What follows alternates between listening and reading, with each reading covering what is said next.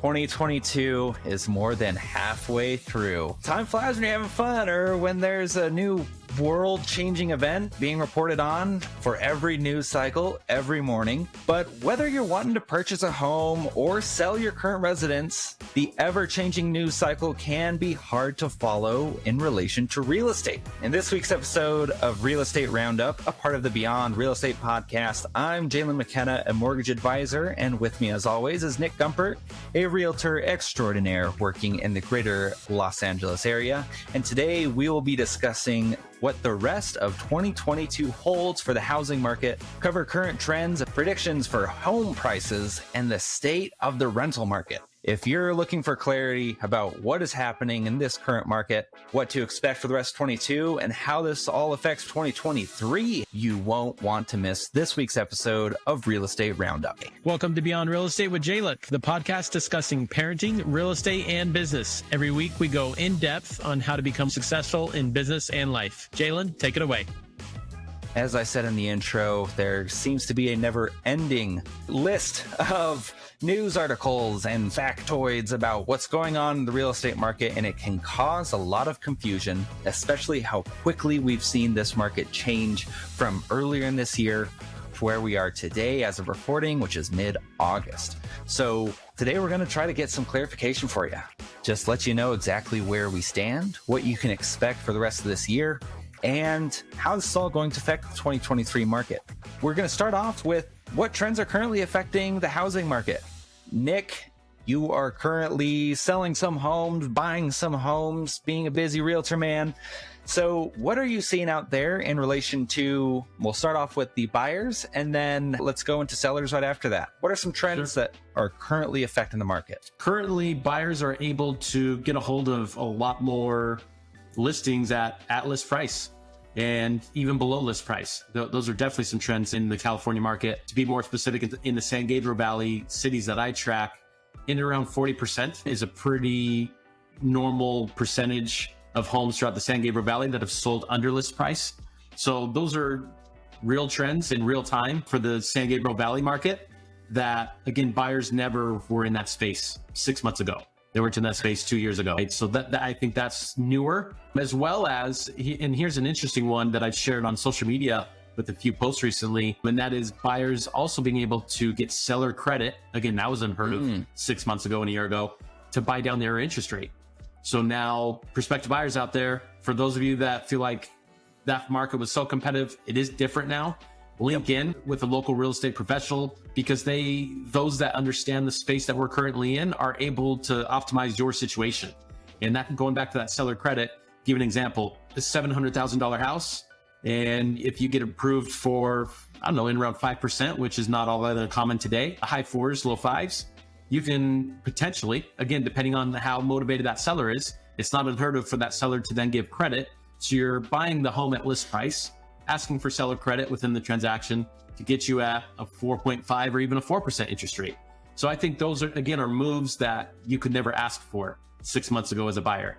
And you're starting to see that a little bit more. And again, a different way to get a lower interest rate versus just hope they'll fall someday.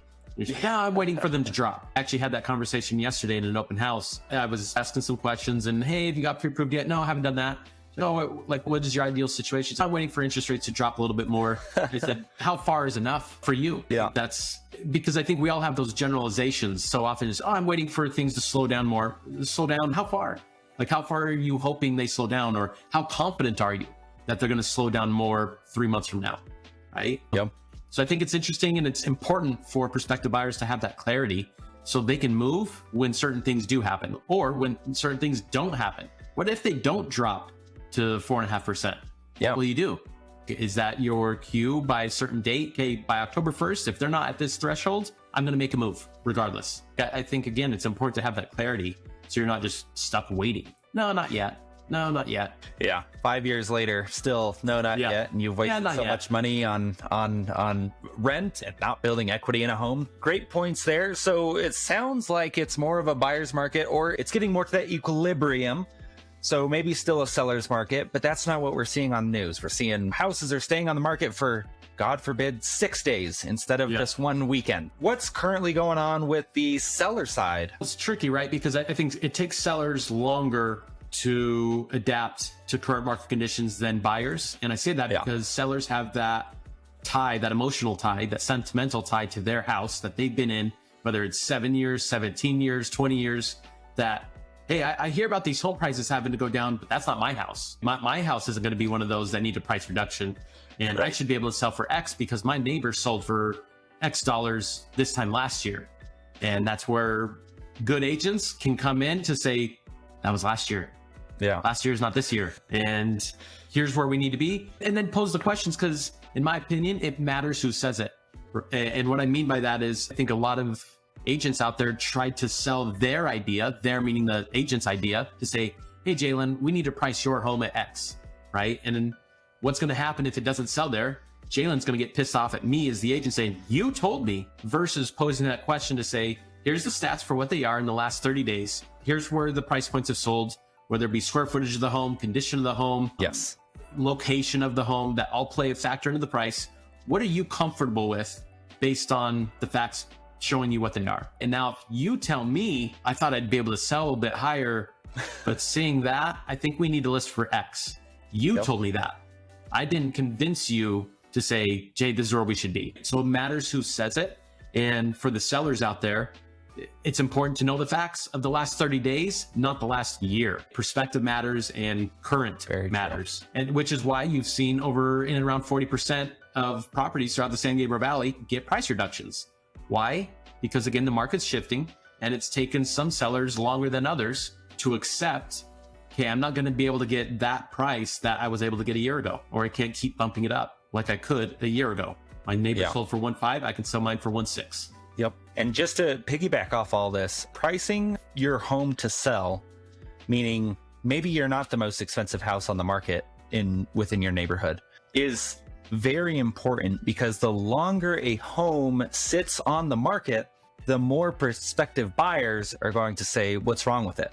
Yep. There's something wrong with it. It's not worth that value. The market has proven that your home is not worth that value. So most of the time, it's worth underpricing your home and creating a bidding war for it than it is to overprice a home, and then you have to keep reducing the price of your home every single week, especially if you're on a timeline for how quickly you need to be out of that home. And I think that's a massive factor right there. It's what is the driving factor behind selling your home? And if that seller it's a job relocation, they need to be in Chicago by September 18th, that should drive the list price. Couple things also come to mind. One, list price is not the selling price. That's where, again, I think agents need to do a thorough job of reminding sellers of that. Just because we're listing there, it doesn't mean we have to sell there, right? Like you said, maybe we price it, hey, based on the amenities of this home, and it's 4-bed, 3-bath, 2,000 square feet. Homes have in the last 30 days sold, I don't know, Southern California, I'm going to make this up, 1.2 million. And they're like, no, I don't know. Then you can present them with the facts being what they are. And present them their options to say, are you comfortable listing your home at that price? And that's going to get you to Chicago on time. Yep. That's a question you have to answer, not me. I shouldn't have to convince you. And now you're saying, okay. And then here's some follow-up questions that I pose to prospective sellers. And that being, okay, what if in 2 weeks we haven't had any offers yet? What would you like to do? So before you're even in that situation, because what real estate agent wants to have that conversation after it hasn't even moved for 2 weeks? Right? It's a crappy discussion. So I like to have that question posed up front before it's even on the market to say, if this happens, what would you like to do? And again, it matters who says it. Hey, I think we need to drop the price. How much? 50,000, 100,000? What would you like to do, seller? So you're getting that information up front. So if 2 weeks come by, you say, hey, just want to drop in. We haven't got any offers yet. Do you still want to go with what we talked about before we listed the home, which was drop the price of X? Right? And now you're not, it's not a guessing game, and they said it as a seller. You didn't have to convince them of it. And this comes down to not just listening to what you hear on the news, doing research yourself, finding someone that's going to advise you so that they can tailor suggestions to you on what your goals are. So again, we've hammered that home many times. Do that. I just want to add this though too, because we focused a lot on the price reductions. Yes. I said in around 40% have seen price reductions. That means in around 50%, because some have sold at list price. That means still around 50% from what I've seen in the San Gabriel Valley have sold over list price still. It's just a significantly lower number than what we've seen for the past 2 years. So don't forget that. If it's a nice house in good condition and a good location, it's not uncommon, at least in Southern California, that things are still going above list price. So that, again, seller, just because we're listing it here, it doesn't mean you have to sell there. Yep. So another reality that we're still seeing, just not seeing it as much.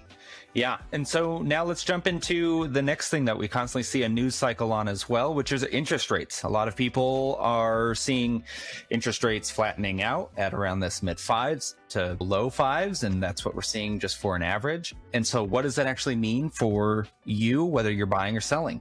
And what can you expect from interest rates in the coming months? So let's quickly answer that first one, or that second one. What can we expect from interest rates in the coming months?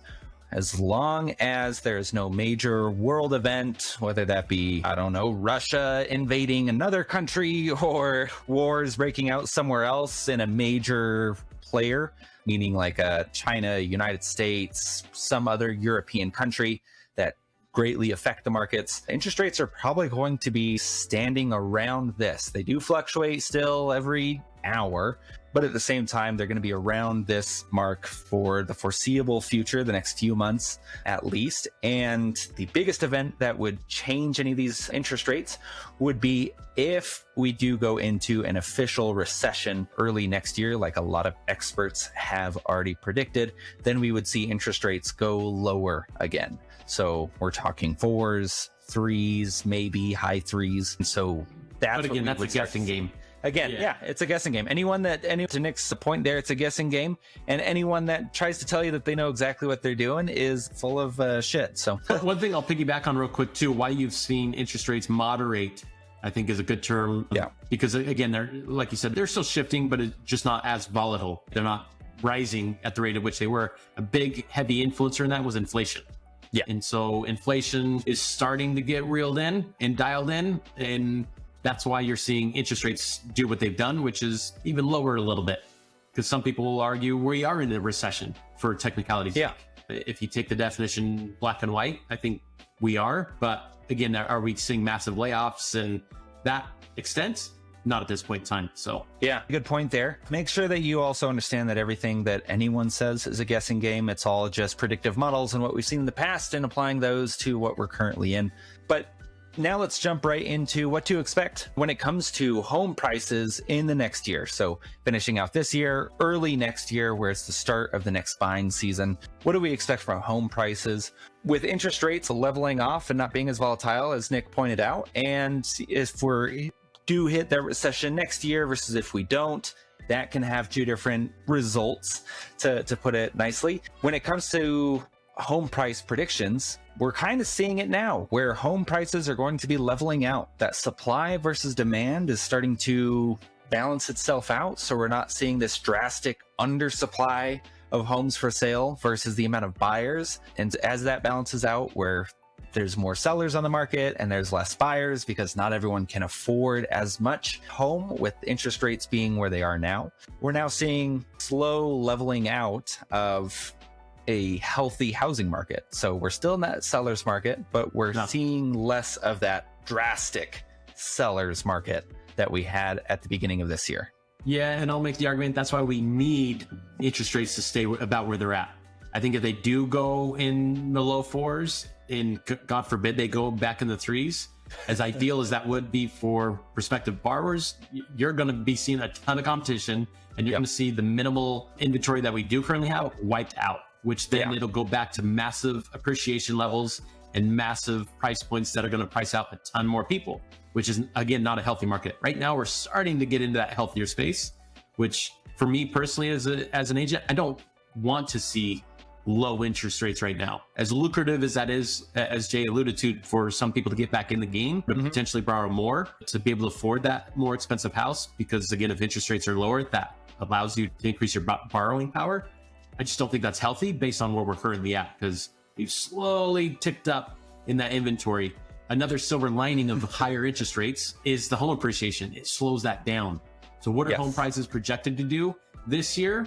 We're projected to decelerate not depreciate. Decelerate meaning slow down that home appreciation. Experts are saying in around 10% nationally. Last year, I think nationally was around 17, 18%. Yeah. The state of California, it was almost 20%.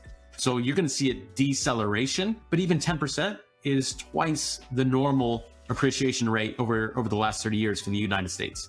We've seen in around 4.5%, 5% as a normal year-to-year appreciation. So even at 10%, it's lower than last year. You'll hear in the news, oh my God, we're significantly lower than last year. That's healthy. That's not a bad thing. But they are reporting a technical fact that it's lower. It's like when you're on the highway, when you're used to going 90 miles an hour, and that's where our economy was for the last 2 years, then you slow down to 75 and the speed limit, you're like, this feels so slow. You're going the speed limit. You're right where you need to be. Yeah. This isn't a bad thing. This isn't a bad thing. That's where we're expected to go with home price appreciation. It's going to slow down, but it's not going in a negative anytime soon. No, you're not going to see a crash. You're not going to see a crash that a lot of armchair economists have, I think, just are hoping that happens, but it's not going to happen. Yeah. Thanks for listening for this week's episode of Real Estate Roundup. We really hope that you found our discussion on what the rest of 2022 holds for the housing market both insightful and helpful. And if you have any questions about anything that we discussed today or would like help with your real estate needs, please reach out to us. We'd be more than happy to help you navigate these ever-changing markets. Also, what are your thoughts on this issue? Be sure to join that conversation by leaving a comment below. And if we have earned it, that's always a key for us, help grow the show by giving us a 5-star rating and subscribing to the Beyond Real Estate podcast. And don't forget to share this episode with someone who might benefit from hearing it. Until next time, thanks for listening. We'll see you here again Friday. Want to see, hear, or listen to more of Nick's take on California real estate market? Check out my links below. Also, check out the links below for more information on products, books, or references made in this podcast. And please don't forget to subscribe, like, and share.